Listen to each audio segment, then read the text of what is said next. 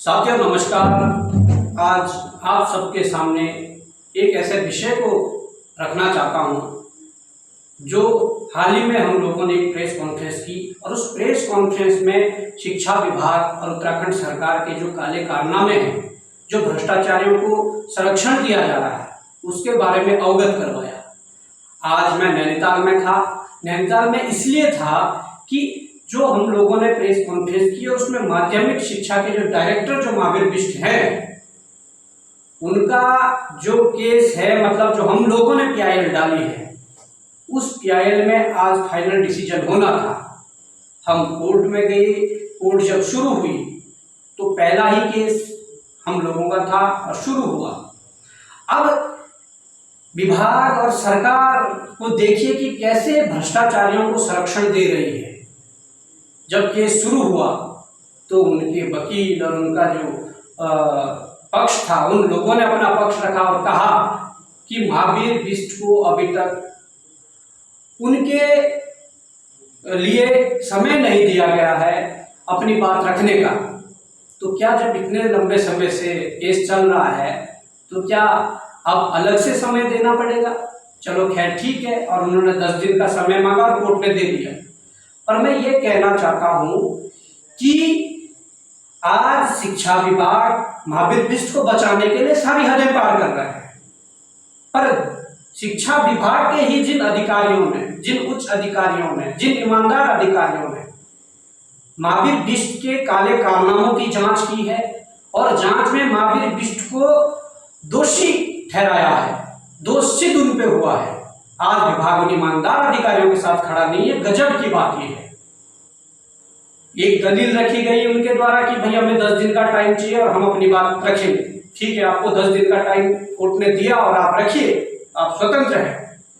उसके बाद जो दूसरा पक्ष जो उन्होंने रखा कि जो पिटिशनर है, पिटिशनर का मतलब मेरे द्वारा ये पीआईएल डाली गई है, जो बॉबी पवार है वो क्रिमिनल है, उन पे 8 केस चल रहे हैं। हाँ, तो बॉबी पवार पे 8 केस चल रहे हैं।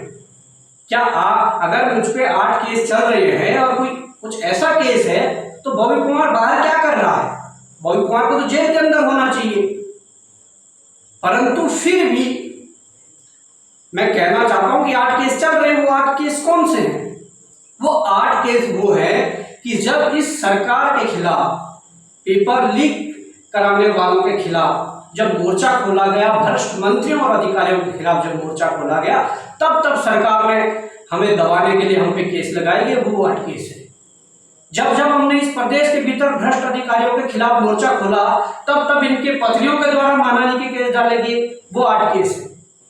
जब यहाँ के युवाओं की आवाज को बुलंद करने की कोशिश की गई, जब प्रदेश बचाने की बात की गई, जब प्रदेश की लड़ाई लड़ने की बात की गई, तब इन लोगों ने हम पे केस डाले। वो 8 केस है। और उस 8 केस का बखान तुम क्या करोगे? हम करते हैं। हमने हाल ही में चुनाव लड़ा है और उस चुनाव में हम लोगों ने नेशनल प्रिंट मीडिया में, नेशनल टीवी चैनलों में 3 बार हमने अपने उन केसों का बखान किया है कि हम पर ये केस है। परंतु वो केस अभी चल रहे हैं और चलेंगे जब तक सरकार चाहेगी। परंतु मैं ये कहना चाहता हूं कि क्या बॉबी पवार पर 8 केस अगर हैं और बॉबी पवार पिटिशनर हैं, तो क्या वो चोर महावीर बिष्ट क्या निर्दोष साबित हो जाएगा? क्या चोर निर्दोष हो जाएगा? ऐसे चोर जिनके खिलाफ अपनी के विभाग के अधिकारियों ने जांच में लिखा है कि ये दोषी पाए गए और दोषी हैं। जिस व्यक्ति ने स्थानांतरण नीति को किनारे करके स्थानांतरण नियुक्तियों को धंधा बना दिया है, क्या ऐसे व्यक्ति निर्दोष साबित हो जाएंगे?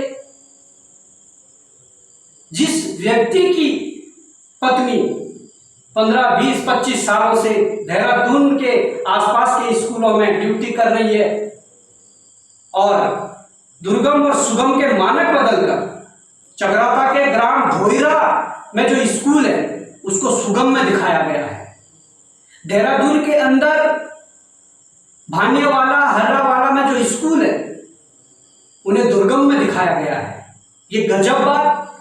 मैं ये कहना चाहता हूं कि आज उत्तराखंड सरकार मंत्री धन सिंह रावत और शिक्षा विभाग के करप्टेड अधिकारी आज भले मावे बिष्ट को बचाने के लिए सारी सीमाएं लांघ दें, पर मैं ये बताना चाहता हूं कि ये लड़ाई यहीं तक रुकने वाली नहीं है।